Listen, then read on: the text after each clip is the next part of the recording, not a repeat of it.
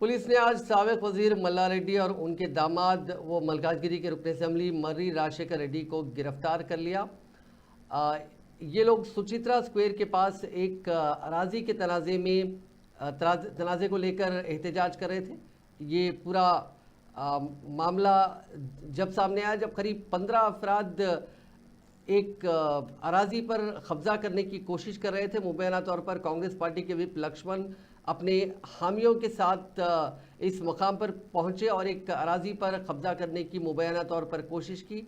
जैसे ही इतला मिली मल्ला रेड्डी और राजशेखर रेड्डी उस जगह पहुंचे। मल्ला रेड्डी ने दावा किया कि करीब 100 अफराद ने उनकी ज़मीन पर नाजायज़ कब्जा करने की कोशिश की है। उन्होंने पुलिस पर जानिबदारी का इल्ज़ाम भी लगाया। इस पूरे मामले को लेकर इलाके में कुछ देर के लिए तनाव देखा गया। पुलिस ने मल्ला रेड्डी और राजशेखर रेड्डी को वहां से गिरफ्तार कर लिया।